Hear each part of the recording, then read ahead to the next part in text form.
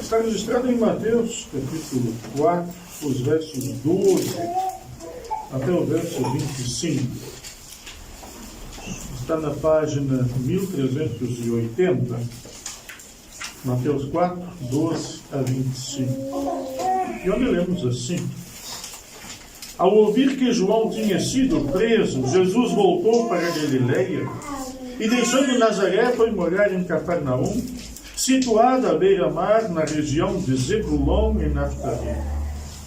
Isso aconteceu para se cumprir o que tinha sido dito por meio do profeta Isaías: terra de Zebulon, terra de Naftali, caminho do mar, além do Jordão, Galileia dos gentios. O povo que vivia em trevas viu grande luz, e aos que viviam na região da sombra da morte resplandeceu-lhes a luz. Daí em diante Jesus começou a pregar e a dizer: arrependam-se, porque está próximo o reino dos céus. Caminhando junto ao mar da Galileia, Jesus viu dois irmãos, Simão, chamado Pedro, e André. Eles lançavam as redes ao mar porque eram pescadores. Jesus lhes disse: venham comigo, e eu vos farei pescadores de gente. Então eles deixaram imediatamente as redes e o seguiram. Pouco mais adiante, Jesus viu outros dois irmãos, Tiago, filho de Zebedeu, e João, o irmão dele. Eles estavam no barco em companhia de seu pai, consertando as redes. E Jesus os chamou. Então eles, no mesmo instante, deixaram o barco e seu pai e seguiram a Jesus. Jesus percorria toda a Galileia, ensinando nas sinagogas, pregando o evangelho do reino e curando todo tipo de doenças e enfermidades entre o povo. E a sua fama correu por toda a Síria. Trouxeram então todos os doentes, acometidos de várias enfermidades e tormentos, endemoniados, epiléticos e paralíticos. E ele os curou. E da Galileia, de Decápolis, de Jerusalém, da Judéia e do outro lado do Jordão, numerosas multidões os seguiam. Até aqui a leitura do Evangelho. Que Deus abençoe a meditação nesta sua palavra. Podem sentar.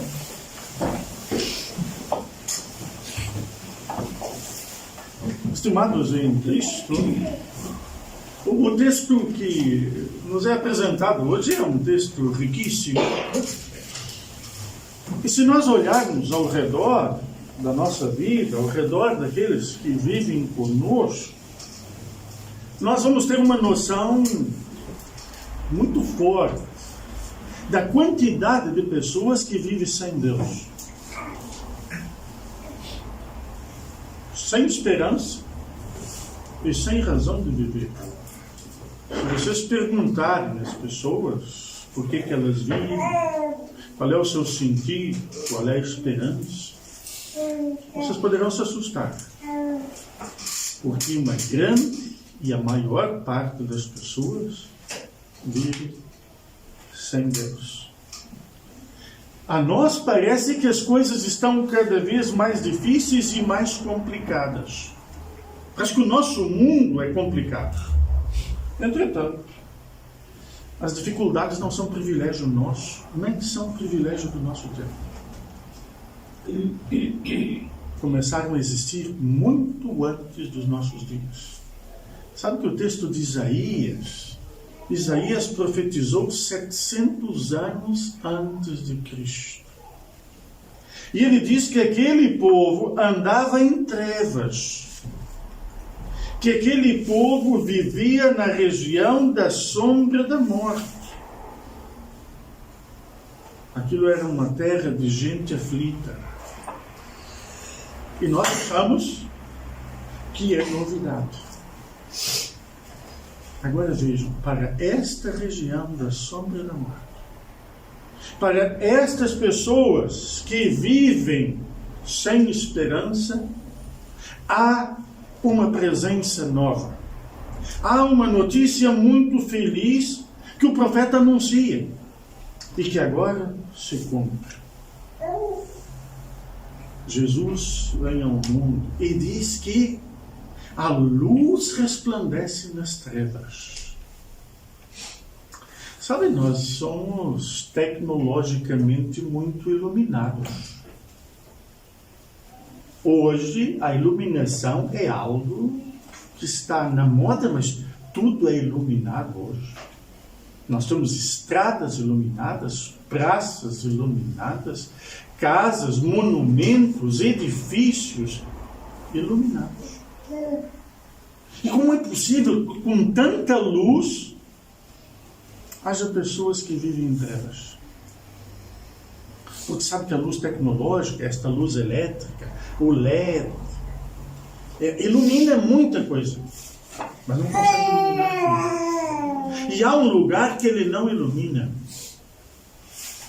Ele não ilumina dentro das pessoas. Esta luz não entra cá dentro. Para iluminar cá dentro é preciso de outra coisa. E é por isso que veio Jesus Cristo. Ele veio trazer uma outra luz. Ele veio trazer uma luz que ilumina por dentro. A luz tecnológica ilumina estradas, mas não aponta o caminho. A luz de Cristo ilumina mentes e corações e nos faz saber o caminho.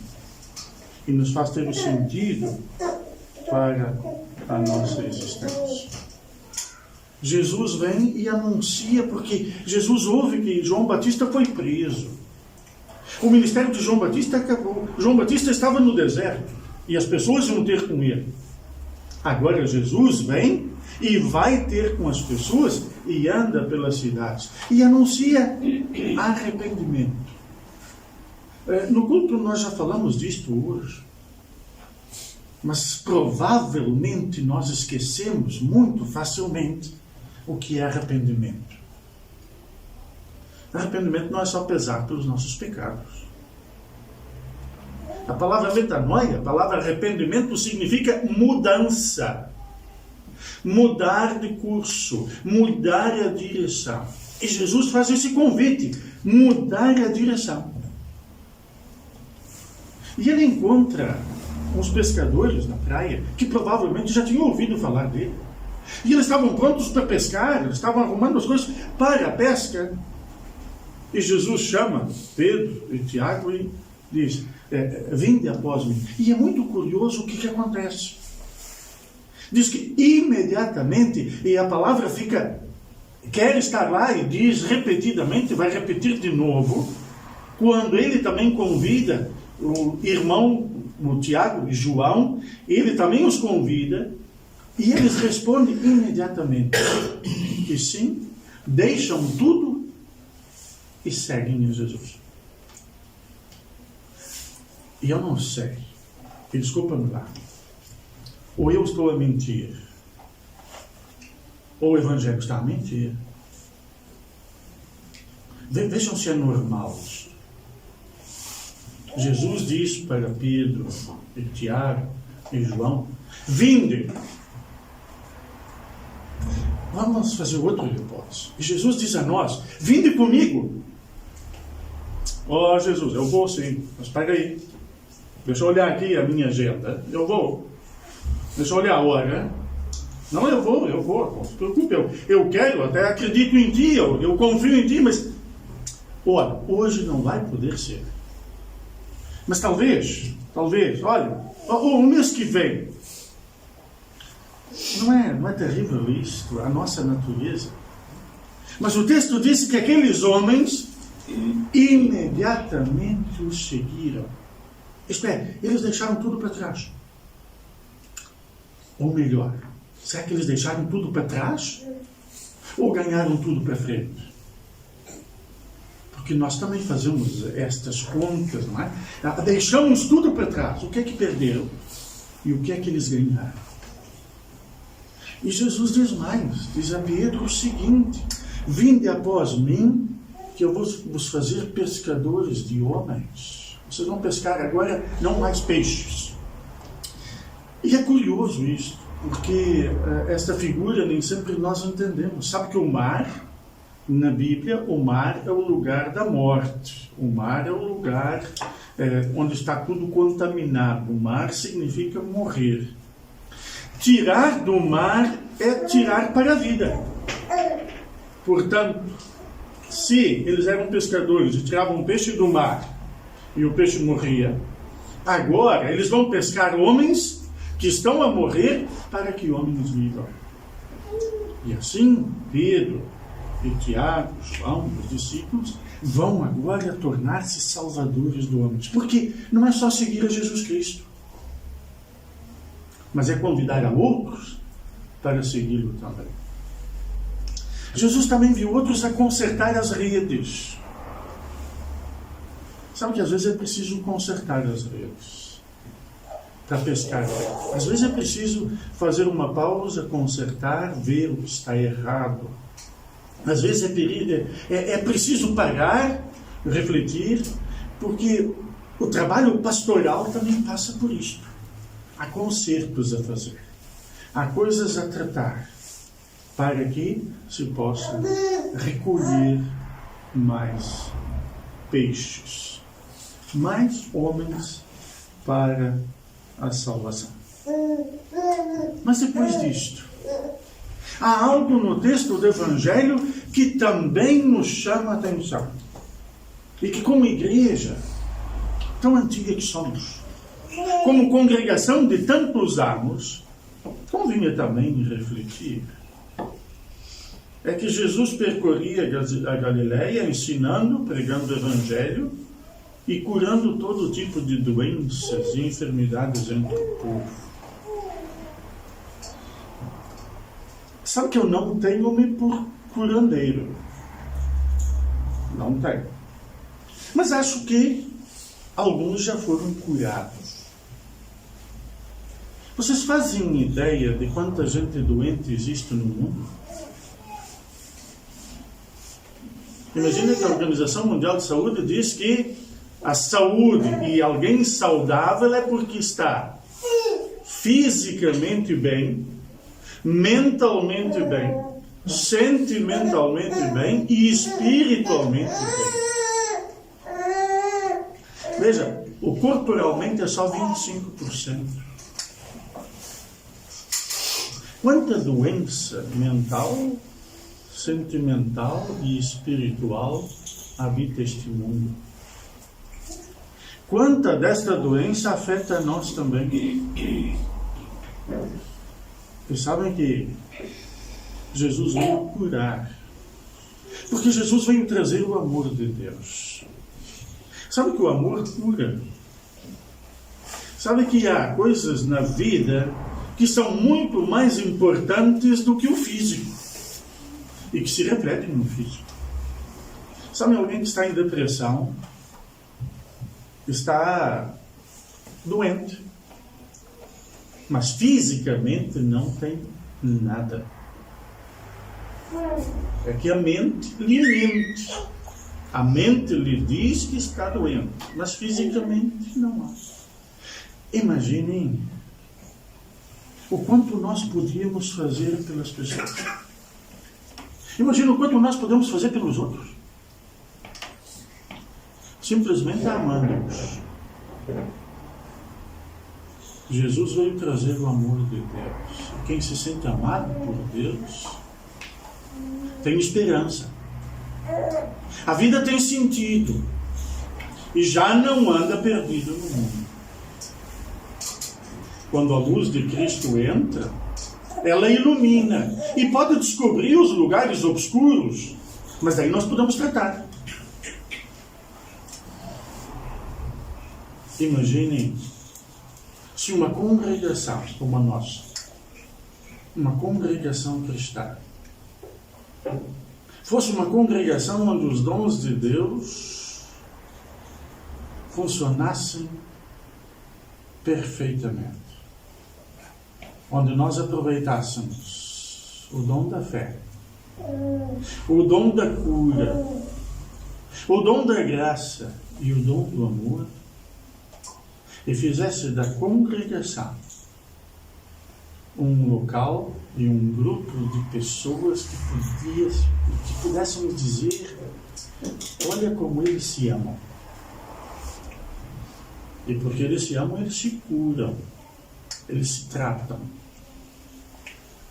E cada culto poderia ser algo tão renovador, tão rejuvenescedor. Porque no culto serve-se a graça de Deus em rica medida, na palavra, no sacramento, e que nos traz o amor de Deus, que é aquele que excede o humano entendimento, mas que nos une. Sabe que pensar num mundo melhor é utópico. Nós sabemos que a palavra utopia tem a ver com ótimo. Utopia é pensar em algo ótimo. Agora imaginem vocês se o mundo mudasse, se as pessoas no mundo tivessem um compromisso de mudar 10% e melhorar 10% das suas atitudes. Seria uma revolução no mundo. Mas sabe o que é estúpido? É que seria possível, não é? Imaginem nós, pensemos nós, melhorar 10% nas minhas atitudes, nos meus pensamentos, cultivar melhores sentimentos, buscar mais a palavra de Deus, 10%. Isso era um crescimento bom. Imagina uma congregação, imagina o mundo todo. Mas sabe qual é o estúpido? É que é utópico, mas é possível. Agora imagine, Deus trata de fazer o impossível. E em nós Deus fez o impossível. Parece impossível aqueles homens dizer, Jesus chamar e eles dizerem sim, e imediatamente o seguem. Parece impossível. Pela razão humana parece impossível. Mas Jesus também nos chamou. E nós também já respondemos. O nosso problema é que a caminhada é longa. E nesta caminhada, às vezes, há o cansaço, há o desânimo. Mas Jesus vai trazer aquilo que nós precisamos. A presença de Jesus ali na Galileia. A presença de Jesus ao anunciar a palavra.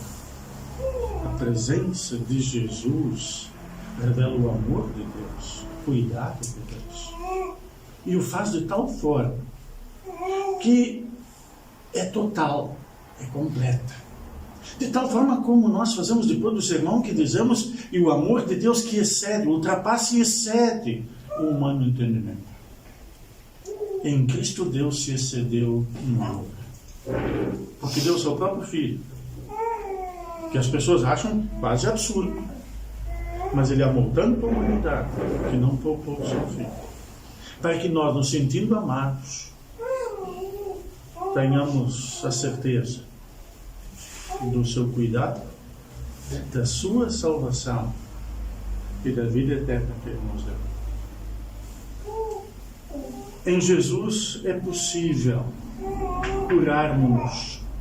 Jesus nos curou da pior doença que tínhamos. O pecado não nos condena mais. O que pode condenar é a falta de fé no perdão dos pecados. Isto está remediado. Já somos medicados. Agora, temos que tratar outras coisas que passam pela santificação.